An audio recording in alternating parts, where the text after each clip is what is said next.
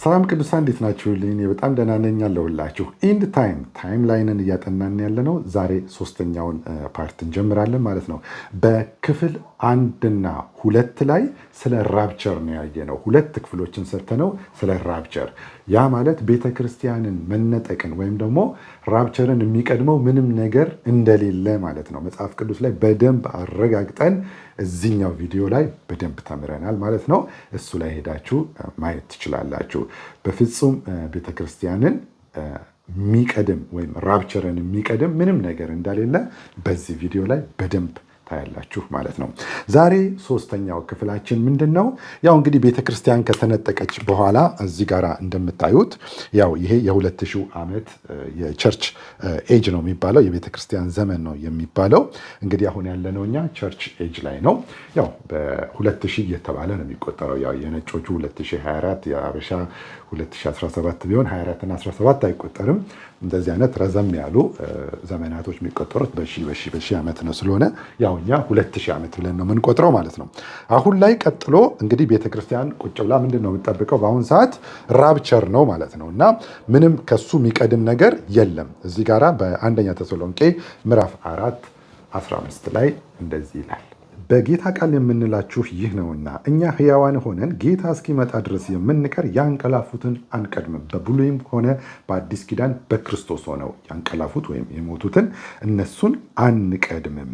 ጌታ ራሱ በትእዛዝ በመላእክትም አለቃ ድምፅ በእግዚአብሔር መለከት ከሰማይ ይወርዳልና በክርስቶስም የሞቱ አስቀድመው ይነሳሉ። ኦኬ።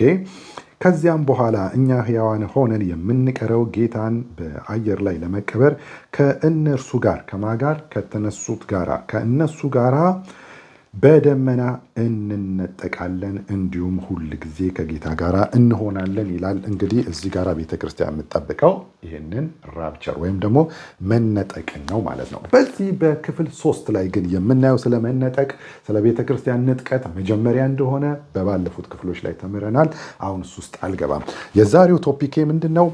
7ኛው ሱባኤ ማለት ነው። ኦኬ። ይሄ የ7 ዓመቱ መከራ ሲባል ዝም ብሎ ወፍ ዘራሽ የሆነ ዝም ብሎ የ7 ዓመት መከራ የሚባል ሳይሆን 7ኛው ሱባኤ ነው የሚባለው። ዋት 7ኛው ሱባኤ? 7ኛ ሱባኤ ከሆነ 69 ከኋላ ያሉ አሉ ማለት ነው። ስለዚህ አጠቃላይ 7ኛውን ሱባኤ ነው የምናየው ማለት ነው። ስለዚህ 7ው ሱባኤ ራሱ ምን ማለት ነው? ከየትስ ጀመረ የሚለውን ነገር አሁን እሱን ወደ ማየት እንሄዳለን። እንግዲህ ነገሩ የጀመረው እንደዚህ ነው። የእስራኤልን ልጆች ለ70 ዓመት ለባቢሎን ምርኮ እግዚአብሔር አሳልፎ ይሰጣቸዋል ማለት ነው። በኤርምያስ ምዕራፍ 25 ከቁጥር 8 ጀምሮ እንደዚህ ይላል፣ ስለዚህ የሰራዊት ጌታ እግዚአብሔር እንዲህ ይላል፣ ቃሌን አልሰማችሁምና እነሆ ልኬ የሰሜኑን ወገኖች ሁሉ ባሪያዬንም የባቢሎንን ንጉሥ ናቡከደነጾርን እወስዳለሁ። በዚችም ምድር ላይ በሚቀመጡባት ሰዎች በዙሪያም ባሉ በእነዚህ አሕዛብ ሁሉ ላይ አመጣቸዋለሁ፣ ፈጽሜ ያጠፋቸዋለሁ። ለመደነቂያና ለማፍዋጫ ለዘላለምም ባድማ አድርጋቸዋለሁ።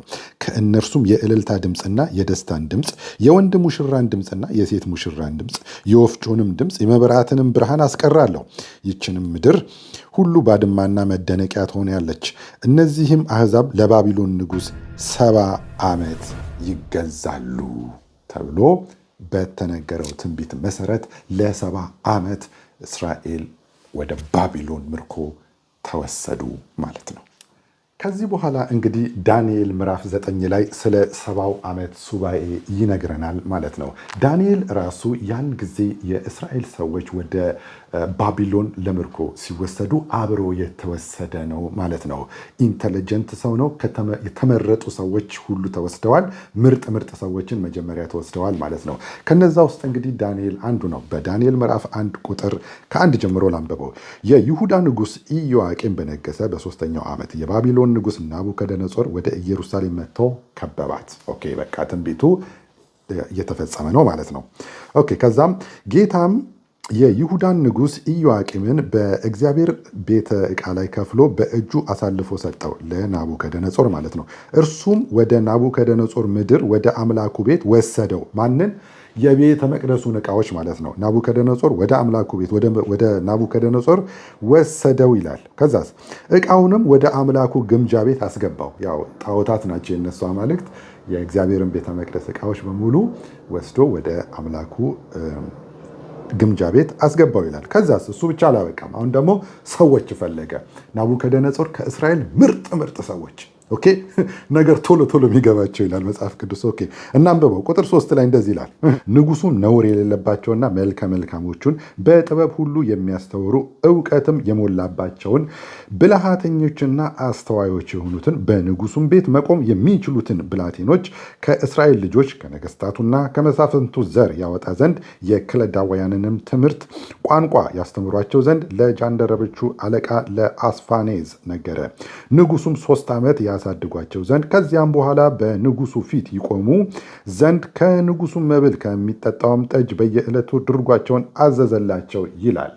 ኦኬ እነዚህን ምርጥ ሰዎች ከእስራኤል ደግሞ ያው በአሁኑ ሰዓት ያው ምርጥ ያው እንደና አሜሪካ ማለት ነው። ኦኬ ኢንተለጀንት የሆኑ ሰዎችን እነዚህ ያደጉ ሀገራት ከየሀገራቱ እንደሚወስዱት ማለት ነው እንግዲህ እና ከዛ ውስጥ ዳንኤል አለበት ማለት ነው እና እሺ በእነርሱም መካከል ቁጥር 6 ላይ እንደዚህ ይላል፣ በእነርሱም መካከል ከይሁዳ ልጆች ዳንኤልና አናንያን ሚሳኤልና አዛሪያ ነበሩ። የጃንደረቦቹም አለቃ ስም አወጣላቸው። ዳንኤልን ብልጣሶር አለው፣ አናንያንም ሲድራቅ፣ ሚሳኤልንም ሚሳቅ፣ አዛሪያንም አብደናጎ ብሎ ጠራቸው ይላል። ስለዚህ ከነዚህ ከተወሰዱት ውስጥ ዳንኤል አለበት ማለት ነው።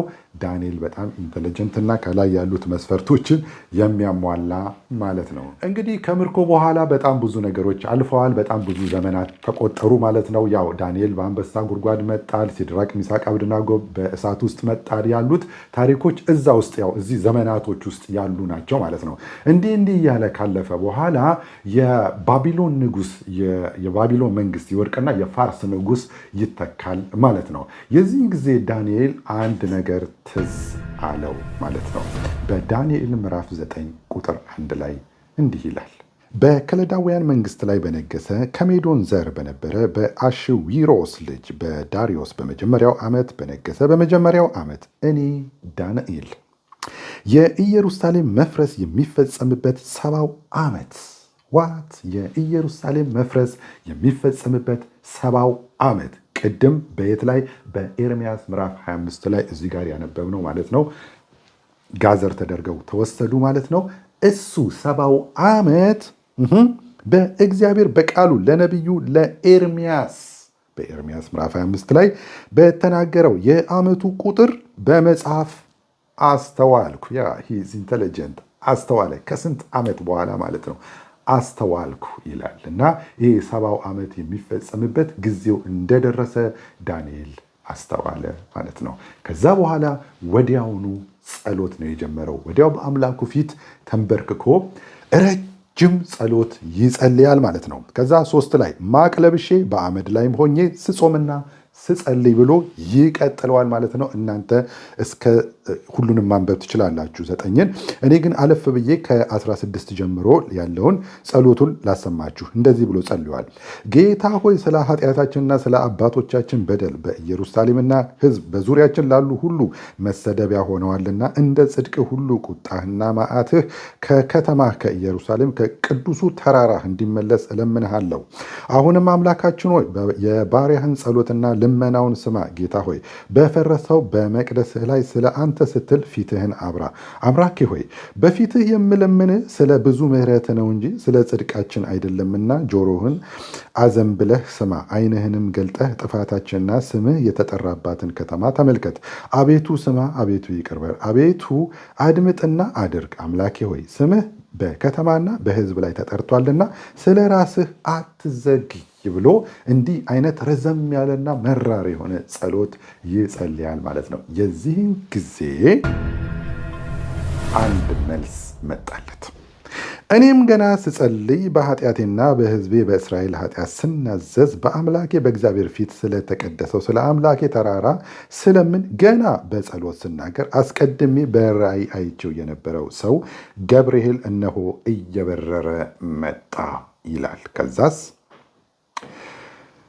በማታም መስዋዕት ጊዜ ዳሰሰኝ፣ አስተማረኝም፣ ተናገረኝም እንዲህም አለ፣ ዳንኤል ሆይ ጥበብና ማስተዋልን እሰጥ ዘንድ አሁንም መጥቻለሁ። አንተ እጅግ የተወደድክ ነህና በልመናህ መጀመሪያ ላይ ትእዛዝ ወጥቷል። እኔም እነግርህ ዘንድ መጥቻለሁ። አሁንም ነገሩን መርምር፣ ራእዩንም አስተውል ይለዋል ማለት ነው። ከዚህ በኋላ እንግዲህ ዛሬ ወደ ጀመርነው ነገር ይገባል ማለት ነው። እንደዚህ ይለዋል ገብርኤል፣ አመፃን ይጨርስ፣ ኃጢአትንም ይፈጽም፣ በደልንም ያስተሰር፣ የዘላለንም ጽድቅ ያግባ፣ ራእይንም ትንቢትም ያትም፣ ቅዱሳኑንም ይቀባ ዘንድ። ኦኬ፣ ይህንን ክፍል ትንሽ ይሄ የድሮ አማርኛ ጠንከር ያለ አማርኛ ነው። ይህንን ወይ በእንግሊዝኛ ወይ በአዲሱ መደበኛ ትርጉም እናንብበው። ቢኮዝ አመፃን ይጨርስ ኃጢአትንም ይፈጽም ሲል እግዚአብሔር ኃጢአትን ይፈጽም ወይም ኃጢአትን ይስራ የሚል ይመስላል እዚህ ጋር። በአዲሱ መደበኛ ትርጉም እንደዚህ አይነት ነገሮችን በአዲሱ መደበኛ ትርጉም ወይም ደግሞ ኤንአይቪ ወይም ደግሞ ኪንግ ጀምሱ ላይ ሄዳችሁ ማየት ይኖርባችኋል ማለት ነው። እኔ በአዲሱ መደበኛ ትርጉም ላንብብላችሁ ምን ማለት እንደሆነ ይህ ክፍል። እንግዲህ አመፅን ይፈጽም ምናምን የሚለው ቃል ጀስት እንደዚህ ለማለት ነው። አመፃን ለማስቆም 24 ላይ ያው አመፃን ለማስቆም ኃጢአትን ለማስወገድ ኃጢአትን ለማስወገድ በደልንም ለማስተሰረይ ዘላለማዊ ጽድቅን ለማምጣት። አሁን ይሄ 70 ዓመት የተፈለገው ማለት ነው። ለምንድን ነው ይሄ 70 ዓመት የተፈለገው ሲባል እግዚአብሔር አንድ ፕሮግራም ፈለገ። ምን አይነት ፕሮግራም ከተባለ ቁጥር 24 ላይ አመፃን ለማስቆም ኃጢአትንም ለማስወገድ በደልንን ለማስተሰረይ ዘላለማዊ ጽድቅን ለማምጣት። ተመልከቱ፣ ራእይንና ትንቢትን ለማተምና እጅግ ቅዱስ፣ ተመልከቱ እዚህ ጋር እጅግ ቅዱስ የሆነውን ለመቀባት። ዋች እቺ ነገር ይሰመርባት። እጅግ ቅዱስ የሆነውን ለመቀባት ስለ ሕዝብህና ስለ ተቀደሰችው ከተማ 70 ሱባኤ ታውጇል። 70 ሱባኤ ታውጇል። እንግዲህ ቁጥር 25 ላይ እንደዚህ ይላል። 70 ሱባኤን ሲተነትንለት እንደዚህ ይላል። ስለዚህ እወቅ አስተውልም፣ ኢየሩሳሌምን መጠገንና መስራት ትእዛዙ ከሚወጣበት ጀምሮ ወይም አዋጁ ከሚነገር የት ናቸው ያሉት? በባቢሎን ምርኮ ላይ እና ሄዳችሁ ሀገራችሁን ስሩ፣ ከአሁን ሰዓት ጀምሮ ነፃ ወጥታችኋል የሚለው ትእዛዝ ከሚወጣበት ቀን ጀምሮ ማለት ነው። ኦራይት፣ ትእዛዝ ከሚወጣበት ጀምሮ እስከ አለቃው እስከ መሲህ ድረስ። መሲህ ማን ነው? ክርስቶስ። እስከ አለቃው መሲህ ድረስ 7 ሱባኤና 62 ሱባኤ ይሆናል። 7 ሱባኤና 62 ሱባኤ ይሆናል። በድምሩ 69 ሱባኤ ማለት ነው። እዚህ ጋራ ያው 69 ሱባኤ ማለት ነው። ኢየሩሳሌምን መጠገን አዋጅ በዳንኤል ምዕራፍ 9 ቁጥር 25 አሁን ያነበብኩላችሁ እሱ ማለት ነው። 7 ሱባኤና 62 ሱባኤ ይሆናል። እስከማድረስ እስከ መሲሁ መምጣት ድረስ ማለት ነው። 62 ሱባኤ። አንድ ሱባኤ በነገራችሁ ላይ 7 ዓመት ነው። ይሄ በቃ የታወቀ ነው። አንድ ሱባኤ 7 ዓመት ነው እና አጠቃላይ 7 ሱባኤ 62 ሱባኤ 69 ሱባኤ ይሆናል። 7 ጊዜ 69 ደግሞ ስንት ዓመት ማለት ነው? 483 ዓመት ነው ማለት ነው። 483 ትእዛዙ ከወጣ ከአሁን ሰዓት ጀምሮ መሄድ ትችላላችሁ፣ ሀገራችሁ መስራት ትችላላችሁ ተብለው ከባቢሎን እስከሚለቀቁ ድረስ እና መሲሁ እስከሚመጣ ክርስቶስ እስከሚመጣ ድረስ 483 ዓመት ወይም ደግሞ 69 ሱባኤ ይሆናል ይለዋል ገብርኤል። እንግዲህ የመጀመሪያው 7 ሱባኤ ከዛ 62 ሱባኤ የሚለው ያው እዚህ ጋራ 7 ሱባኤ የሚለው ለምንድን ነው ሰባቱ? ያው እርሷም በጭንቅ ዘመን በጎዳናና ከቅጥር ጋር ትሰራለች። በዚህ በሰባቱ ሱባኤ ውስጥ ወይም ደግሞ በዚህ በ49 ዓመታቶች ውስጥ ነው እንግዲህ ሕጉ ከወጣ በቃ ሂዱ ከተባሉ በ49 ዓመታቶች ውስጥ ኢየሩሳሌም ቅጥሯ ምናምን ነገር ተሰርቶ ያልቃል ማለት ነው። ከሱ በኋላ ያሉት ደግሞ 62 ሱባኤ ወይም ደግሞ 430 4 ዓመታት ኢየሱስ ክርስቶስ እስኪመጣ ድረስ ያሉት ሰፊ ዓመታቶች ናቸው ማለት ነው። ያው ሀገራቸው ተጠገነ፣ ተሰራ፣ መቅደሱ ተሰራ። የነ ዘሩባቤል የሰሩት ቤተ መቅደስ ማለት ነው። እሱ በ7 ሱባኤ ውስጥ ወይም በመጀመሪያው በ49 ሱባኤ ውስጥ ነው የተሰራው። ከዛ በኋላ 62ቱ ሱባኤ እስከ ኢየሱስ ክርስቶስ መምጣት ድረስ ያለው ጋፕ ማለት ነው። ኦኬ 69 ሱባኤ እስከ ኢየሱስ ድረስ 69 ሱባኤ ኢየሱስ ክርስቶስ በገሊላ ስትሬቶች ላይ እስከቆመበት ድረስ ማለት ነው። መሲሁ እስከሚመጣበት ድረስ ማለት ነው። ከዛ እንደዚህ ይለዋል። እሺ በጭንቅ ከጎዳና ከቅጥር ጋር ትሰራለች። እሷ መጀመሪያ ላይ ተሰርታለች ማለት ነው። ከ62 ጊዜ 7 በኋላ ከ62 ጊዜ 7 በኋላ ይኸው 7 ይኸው 62 ይኸው ያ ማለት ከ69 ሱባኤ በኋላ መሲህ ይገደላል። ጌታ ኢየሱስ ክርስቶስ ይሞታል ማለት ነው። መሲህ ይገደላል፣ በእርሱም ዘንድ ምንም የለም ይላል አማርኛው። ያው በእርሱ ዘንድ ምንም የለው የሚለውን እንግዲህ አሁንም እንግሊዝኛው መጽሐፍ ምንድነው የሚለው? but not for himself የሚሞተው ለራሱ ሳይሆን ለእኔና ለእናንተ ኃጢአት ነው። አማርኛው መጽሐፍ ቅዱስ ግን በእርሱ ዘንድ ምንም የለም ይላል። ግን እንደዚህ አይነት ነገሮችን ትንሽ ሌላ ትርጉም ላይ ብታዩ በጣም አሪፍ ነው። እንግሊዝኛው ላይ ስታዩ በቃ ሁሉም እንግሊዝኛ መጽሐፍቶች በሙሉ የትኛውን ቨርዥን የሚለው but not for himself ነው የሚለው። ይገደላል ካለ በኋላ but not for himself ለራሱ ሳይሆን የሚሞተው ለእኔና ለእናንተ ነው ማለት ነው። የቱ ጋር ነው የሚሞተው? 69ኛው ሱባኤ ላይ መሲሁ ይገደላል፣ በእርሱም ዘንድ ምንም የለም ወይም ደግሞ ለራሱ ሳይሆን የሚሞተው ለእኔና ለእናንተ ነው ማለት ነው። but not for himself። እሺ ከዛ ያው 69ኛው ሱባኤ ላይ ማለት ነው መሲሁ ይገደላል፣ በእርሱም ዘንድ ምንም የለም ካለው በኋላ የሚመጣውም አለቃ ህዝብ ኦኬ ኖት የህዝቡ አለቃ የሚመጣውም አለቃ ህዝብ ያው እዚህ ጋር እንደምታዩት the people of the prince ነው የሚለው እንጂ the prince of the people አይልም። የሚመጣው አለቃ ህዝብ ያ ማለት ህዝቡ ነው እንጂ አለቃው ሳይሆን ህዝቡ ማለት ነው። ኦኬ የሚመጣው አለቃ ህዝቡ ማለት ነው። ህዝቡ የሚመጣው አለቃ ህዝብ ከተማይቱንና መቅደሱን ያጠፋሉ። ተመልከቱ፣ ከተማይቱንና መቅደሱን ያጠፋሉ። ፍጻሜውን በጎርፍ ይሆናል፣ እስከ መጨረሻው ድረስ ጦርነት ይሆናል፣ ጥፋትም ተቀጥሯል ይለዋል። እዚች ጋር እናቁም።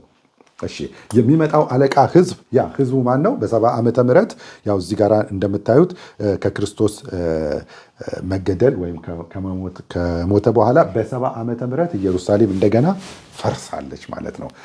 ህዝቡንና ከተማይቱን ምን ይላሉ? ያጠፋሉ። ህዝቡ የአለቃው ህዝብ ወይም ሮማውያኖች ማለት ነው። ሮም ናት። ያው በ70 ዓመተ ምህረት ህዝቡ ይመጣና እንዳለ ኢየሩሳሌምን ያው በምታዩት መልኩ ዲስማንትል ያደርጋታል ማለት ነው። መቅደሱም እሱ ጋራ ይፈርሳል ማለት ነው። ያው እዚህ ጋራ ህዝቡንና ከተማይቱንና መቅደሱን ነው የሚለው። ኦኬ የሚመጣው አለቃ ህዝብ ከተማይቱንና መቅደሱን እንዳትረሱ። ከተማይቱንና መቅደሱን ምን ይላሉ? ያጠፋሉ። ከተማይቱንም መቅደሱንም ነው የሚያጠፉት። እንዳትረሱ። መቅደሱን የምልበት ምክንያት ስላለኝ ነው። መቅደሱንና ከተማይቱን ያጠፋሉ ይላል። ስንት ላይ? ቁጥር 26 ላይ። በጣም ይገርማቸዋል። ከዛ በኋላ ቤተክርስቲያን በክርስቶስ ጊዜ ተቋቋመች። ሐዋርያቱ ጀመሯት። በሐዋርያትና በነቢያት መሰረት ላይ ቤተክርስቲያን ታነጸች። ያው በ70 ዓመተ ምህረት እንደምታዩት የሚመጣው አለቃ ህዝብ መጣና ከተማይቱና መቅደሱን በሙሉ ዲስማንትል ወይም አፈረሰው። ከዛ በኋላ ያው ያሄ የ2000 ዓመት ዘመን ወይም ደግሞ የቸርች ኤጅ የሚለው ነው ማለት ነው የቀጠለው። ከዚህ በኋላ ይገርማቸዋል። ቁጥር 26 ላይ የሚመጣው አለቃ ህዝብ ያጠፋታል፣ ከተማይቱን መቅደሱን ያጠፋል ካለ በኋላ 27 ላይ እርሱም ከብዙዎች ጋር ጽኑ ቃል ኪዳን ለአንድ ሱባኤ ያደርጋል። ኦኬ እዚህ ጋር ያለው ማለት ነው። ተመልከቱ። በቁጥር 26 እና በቁጥር 27 መካከል በዳንኤል ምዕራፍ 9 ቁጥር 26 እና ቁጥር 27 መካከል ገብርኤል ለዳንኤል የ2000 ዓመት የቸርች ሂስትሪ አልነገረውም። በቁጥር 26 እና በቁጥር 27 መካከል የ2000 ዓመት የቸርች ሂስትሪ ገባ ማለት ነው። ቢኮዝ እንዳትረሱ ከተማይቱና መቅደሱን ፈርሷል። መቅደሱ ፈርሷል። ስንት ላይ? 70 ዓመተ ምህረት ላይ። እዚህ ጋር ግን ይመጣና እርሱም ከብዙዎች ጋር ጽኑ ቃል ኪዳን ያደርጋል። ልክ የቸርችን ታሪክ ከጨረሰ በኋላ ነው አሁን የሚያወራው። ቸርች የቸርችን ታሪክ አይነግረውም፣ እኛ ግን እናውቀዋለን። የቸርችን ታሪክ ከጨረሰ በኋላ ይሄኛው ሱባኤ ለአንድ ሱባኤ እዚህ ጋር 69 ሱባኤ ነበረ፣ 70 ሱባኤ ነው የተቀጠረው። የተረፈች አንድ ሱባኤ ነበረች፣ እሷም 7 ዓመት ትባላለች። ለአንድ ሱባኤ ማለት ነው። ለአንድ ሱባኤ ከብዙዎች ጋር ቃል ኪዳን ያደርጋል። በሱባኤውም እኩሌታ መስዋዕቱን ቁርባኑን ያስቀራል። ዋት በሱባኤውም እኩሌታ በዚህ በ7 ዓመቱ መከራ ወይም ደግሞ በአንዱ ሱባኤ እኩሌታ መካከል ላይ ወይም የመጀመሪያው 3 ዓመት ተኩል ላይ መስዋዕቱንና ቁርባኑን ያስቀራል። ኦኬ ቅድም እኮ መቅደሱ ፈርሷል። መስዋዕት መቅደስ ሳይኖር አይኖርም። ስለዚህ የትኛው መቅደስ ማለት ነው? ይሄኛው አሁን የሚሰራው የሰለሞን ቤተ መቅደስ ማለት ነው። ቢኮዝ ከ70 ዓመተ ምህረት በኋላ የፈረሰው ቤተ መቅደስ ከዛ በኋላ እስከ ዛሬዋ ቀን ድረስ ቤተ መቅደስ የሚባል ነገር እስራኤል ውስጥ የለም። 70 ላይ ፈረሰ። ኦኬ የአለቃው ህዝብ መጣና ከተማይቱንና መቅደሱን ያፈርሳል ተባለ። ከዛሽ ቀን ጀምሮ እስከ ዛሬዋ እስከ 2024 ድረስ መቅደስ የሚባል የለም። ግን እዚህ ጋራ መስዋዕቱን ያስቀራል ይላል። ስለዚህ የትኛው ቤተ መቅደስ ማለት ነው? አሁን የሚሰራው የሰለሞን ቤተ መቅደስ ማለት ነው። እና ገብርኤል ለዳንኤል እዚህ ጋራ የቸርችን ኤጅ አይነግረውም ማለት ነው። ልክ 26 ላይ መቅደሱን ያፈርሳል ካለ በኋላ መካከል ላይ 2000 ዓመት ጉብ ብሏል መጥቷል። 27 ላይ ከ2000 ዓመት በኋላ ወይም ደግሞ ቤተክርስቲያን ከተነጠቀች በኋላ ያለውን ቀሪውን አንዱን ሱባኤ ይነግረዋል ማለት ነው። ኦኬ ከብዙዎች ጋር ስንት ሱባኤ ያደርጋል? አንድ ሱባኤ ያደርጋል። በሱባኤውም እኩሌታ መስዋዕቱን እና የዘወትሩ መስዋዕት ያስቀራል ማለት ነው። እዚህ ጋር እንግዲህ ከብዙዎች ጋር ቃል ኪዳን ያደርጋል። ያው ከእስራኤል ጋር አሁን ካለው ከአረቡ ዓለም ጋር በዙሪያ ካሉ ጋራ አውሮፓው ጋራ ከብዙዎች ጋራ ቃል ኪዳን ያደርጋል። እንግዲህ ሰላም የሚመስል ነገር አመጣለሁ የሚል ነገር ማለት ነው። ቃል ኪዳን ያደርጋል። ግን በሱባኤው እኩሌታ ያው እዚሁ ጋራ እንደምታዩት የዘወትሩ መስዋዕት ያስቀራል። አሁን በሚሰራው በሰሎሞን ቤተ መቅደስ እንደ ድሯቸው መስዋዕት ያደርጋሉ፣ እሱን ያስቀራል ይላል። እንግዲህ እዚህ ጋራ ለምንድን ነው የሚያስቀራው ስንል የተሰሎንቄ መጽሐፍ ላይ ጳውሎስ ይነግረናል ለምን እንደሚያስቀር። እሺ ሁለተኛ ተሰሎንቄ ምዕራፍ 2 ቁጥር 4 ላይ እንደዚህ ይላል፣ እኔ እግዚአብሔር ነኝ ብሎ አዋጅ እየነገረ እዚህ ጋር መሃል ላይ ይመጣና እኔ እግዚአብሔር ነኝ ብሎ አዋጅ እየነገረ በእግዚአብሔር ቤተ መቅደስ እስኪቀመጥ ድረስ ማለት ነው። መሃል ላይ ይቀመጥና በእግዚአብሔር ቤተ መቅደስ እስኪቀመጥ ድረስ አምላክ ከተባለው ሁሉ ሰዎችም ከሚያመልኩት ሁሉ በላይ ራሱን ከፍ ከፍ የሚያደርገው ተቃዋሚ እርሱ ነው ይላል። ለምንድን ነው መስዋዕቱን የሚያስቀረው? ከአሁን በኋላ ለእኔ ነው የሚሰዋው፣ እኔ አምላክ ነኝ ብሎ አዋጅ እየነገረ ማለት ነው። ኦኬ ይሄ ሐሰተኛው መሲህ ለራሱ ወርሺፕ ይቀበላል፣ ለራሱ መስዋዕት ይቀበላል ማለት ነው እንጂ ለያህዌ ለእግዚአብሔር እነሱ የሚያደርጉትን መስዋዕት ያስቀርና መስዋዕቱ ሁሉ ለእኔ ነኝ፣ ከእግዚአብሔር በላይ ራሱን ከፍ ከፍ የሚያደርገው ተቃዋሚ እርሱ ነው ይላል። እና ይሄ የ7 ዓመቱ መከራ የምንለው 70ኛው ሱባኤ ነው። ኦኬ ከ69ኙ የተረፈ 69ኙ ላይ መሲሁ ይገደላል። ከዛ በኋላ 2000 ዓመት የቸርች ሂስትሪ እዚህ ጋር ተጀምሯል።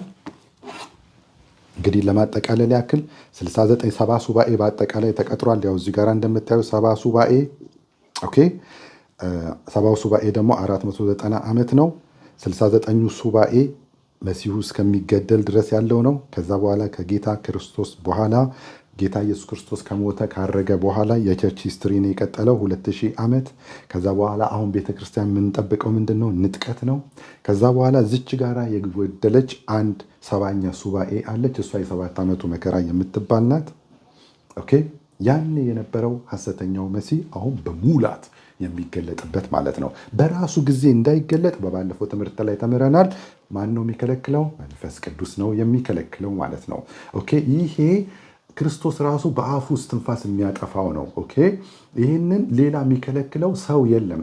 አንድ ሰውዬ ምናለኝ መንፈስ ቅዱስ ነው የሚከለክለው ስንል መንፈስ ቅዱስ አይደለም የሚከለክለው አለ። ታዲያ ማን ነው የሚከለክለው ስለው የሆነ ሰውዬ ነው አለኝ። ያ ሰውዬ የታለ ስለው ያኔ የኖረ ነው በዚህ በተሰሎንቄ ሰዎች በሚኖሩበት ታይም አለ። ስለዚህ ያ ሰውዬ ታዲያ እስካሁን ድረስ ሞቷል ማለት ነው። መቼም 2000 ዓመት የሚኖር ሰው ስለሌለ ከሞተ ደግሞ ሐሰተኛው መሲህ መጥቷል ማለት ነው። ሐሰተኛው መሲህ ደግሞ ከመጣ መጽሐፉ የሚለን 1 ሱባኤ ወይም 7 ዓመት ብቻ ነው። ከ7 ዓመት በኋላ ደግሞ ክርስቶስ ነው ዳግመኛ የሚመጣው። ስለዚህ ክርስቶስ መጥቷል ማለት ነው እና በቃ ዝብርቅርቁ የወጣ ነገር ማለት ነው። ስለዚህ አንደኛ ይህንን የመሰለ ትልቅ አውሬ ራእይ ምዕራፍ 13 ላይ ሲናገር አውሬውን የሚመስል የለምና በዓለም ላይ ያሉ ትልልቅዬ መንግስታቶች ሁሉ ዓለም ሁሉ የሚከተለው ነው። እሳትን ከሰማይ የሚያወርድ ነው። ይህንን የመሰለ ትልቅ አውሬ ወይም ደግሞ ሐሰተኛውን ክርስቶስ አንድ ሰው ሊከለክለው አይችልም። የሚከለክለው መለኮት ነው። መከልከል ማለት ጀስት መከልከል ማለት ነው። ባለፈው እንዳየነው በራሱ ጊዜ እንዳይገለጥ ይላል። ያው እዚህ ጋራ ቁጥር 5 ላይ እንደዚህ ይላል፣ ገና ከእናንተ ጋር ሳለሁ ይህን እንዳልኳችሁ ትዝ አይላችሁምን? በገዛ ራሱ ጊዜ ይገለጥ ዘንድ የሚከለክለው አሁን ታውቃላችሁ። እንዳይገለጥ የሚከለክለው ሰው ሊከለክለው አይችልም። በራሱ ጊዜ እንዳይገለጥ አሁን እንዳይመጣ የሚከለክለው መንፈስ ቅዱስ ነው።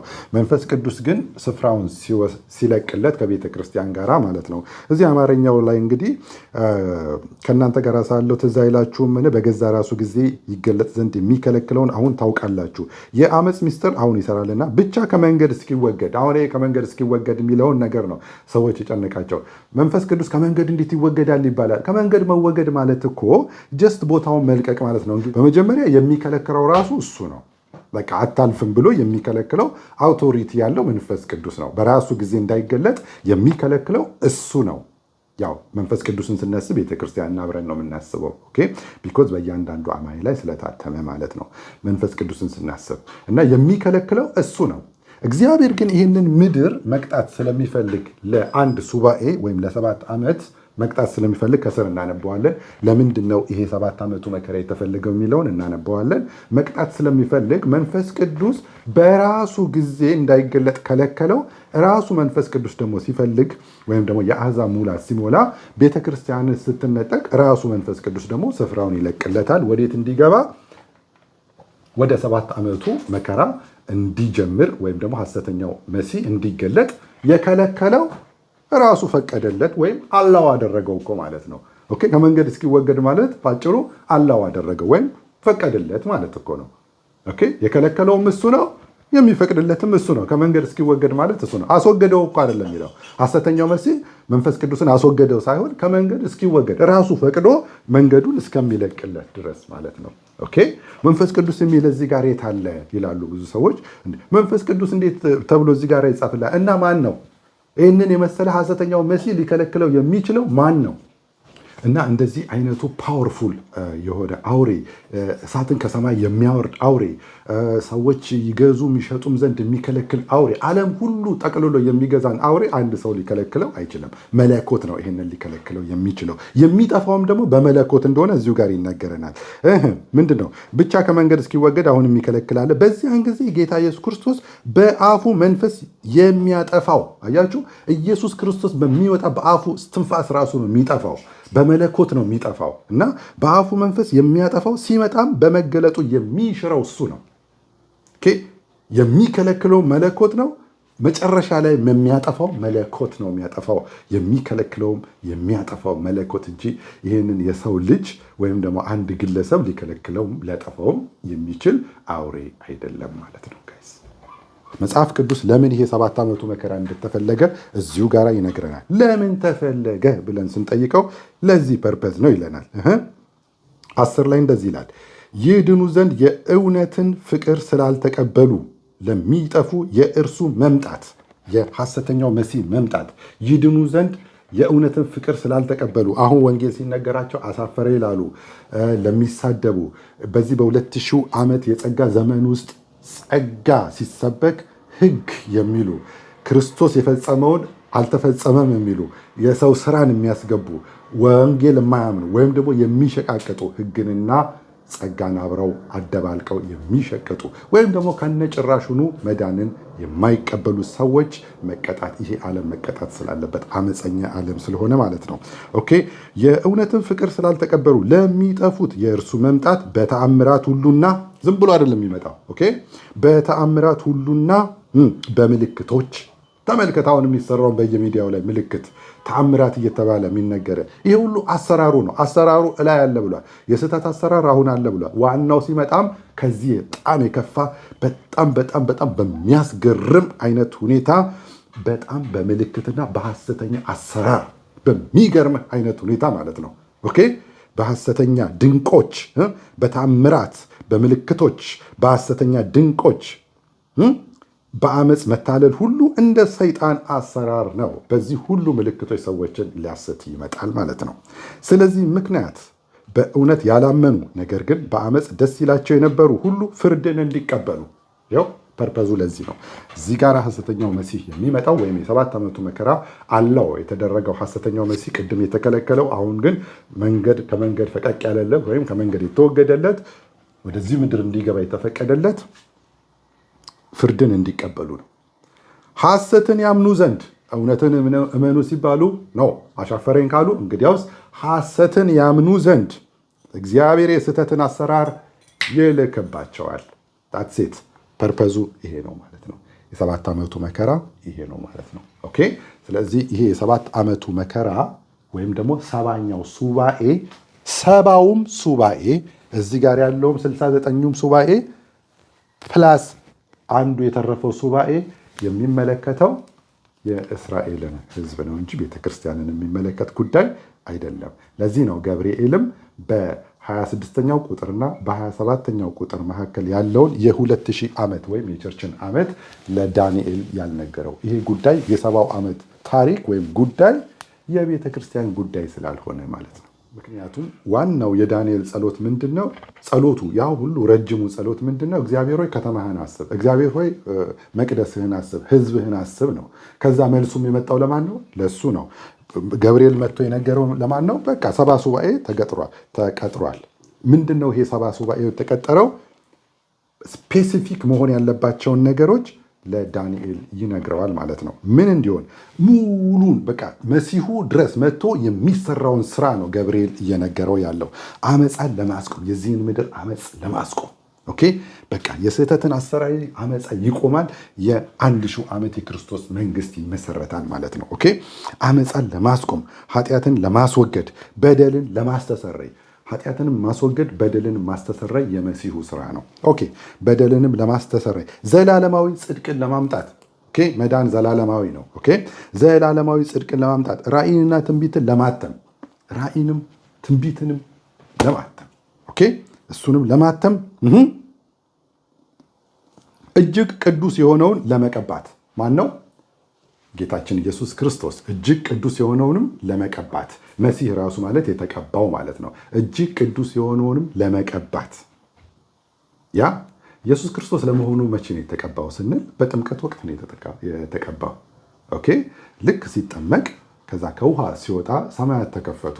እግዚአብሔር አብ የምወደው ልጄ ይህ ነው እርሱን ስሙት አለ። ከዛ መንፈስ ቅዱስ በእርግብ አምሳል በሱ ላይ ወረደበት ይላል እና የተቀባው በመንፈስ ቅዱስ እንደሆነ ደግሞ የሐዋርያት ሥራ ምዕራፍ 10 ላይ ይነግረናል። እግዚአብሔርም የናዝሬቱ ኢየሱስን በኃይልና በመንፈስ ቅዱስ ቀባው ይላል። ልክ ተጠምቆ ሲወጣ መንፈስ ቅዱስ በእርግብ አምሳል ሆኖ በእርሱ ላይ ወረደበት፣ ተቀባ ማለት ነው።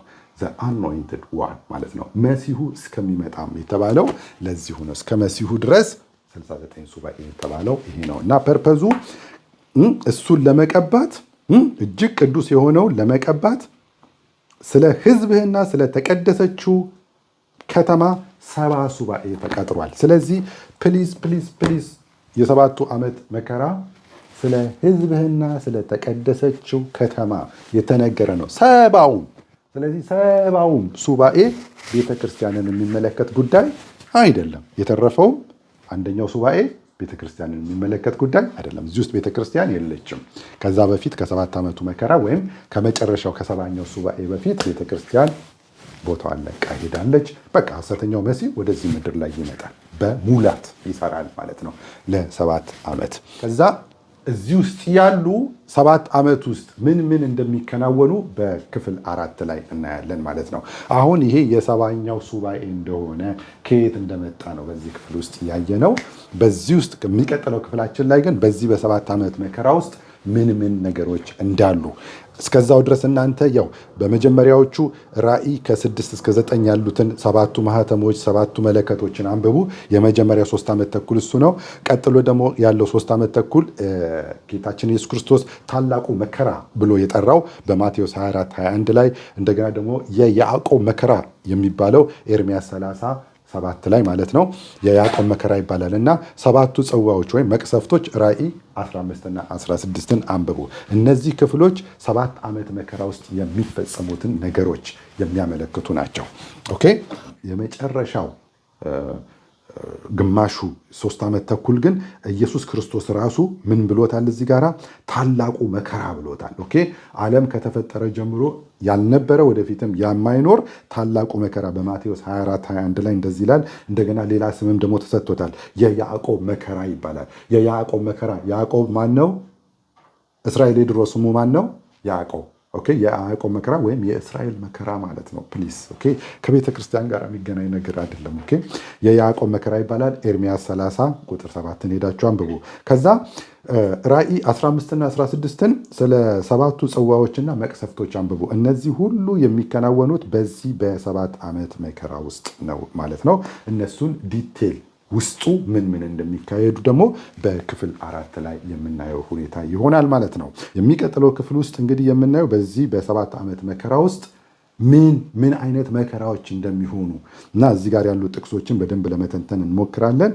እንግዲህ ራእይ መጽሐፍት ፍትፍት ብሎ ይገባናል ማለት ነው። እነዚህን ነገሮች በምናይበት ጊዜ ጀስት የራእይ እንደዚህ የሚያስፈራ መጽሐፍ ወይም ከባድ የሚባለው መጽሐፍ በጣም ቀላል ሆኖ እናገኘዋለን ማለት ነው። በክፍል 4 ላይ የምናየው በ7 ዓመት መከራ ውስጥ ምን ነገሮች እንደሚሆኑ ነው ማለት ነው። ከዛ በኋላ ስለ 1000 ዓመት መንግስት እናወራለን። እንዲህ እያለን እስከ መጨረሻው ድረስ የራእይን መጽሐፍ ወይም ደግሞ ኤንድ ታይም ላይንን እንቀጥላለን ማለት ነው። ፕሊዝ ይህንን ነገር ለሌሎች ሼር አድርጉላቸው። በእንደዚህ አይነት ሁኔታ ትንሽ የቀረበ ነገር ብዙ የለምና ብዙ ስለሚደክምበት እናንተም ደግሞ ለብዙዎች እንዲደርስ ይህን ነገር ለሌሎች ሼር ብታደርጉላቸው ባገኛችሁት አጋጣሚ በጣም ደስ ይለኛል ማለት ነው። እና የሚቀጥለው ላይ በክፍል 4 ላይ እንገናኛለን። በክፍል 4 እዚህ 7 ዓመት መከራ ውስጥ የሚሆኑ ነገሮችን ራእይ ላይ የተጻፉ የትኞቹ ናቸው ይህን 7 ዓመት መከራ የትኛው ክፍል ይህን 7 ዓመት መከራ የሚወክሉት የሚሉትን ነገሮች እናያለን ማለት ነው። ለዛሬው እዚሁ ጋር ይበቃናል። መልካም ጊዜ ይሆንላችሁ። ባባይ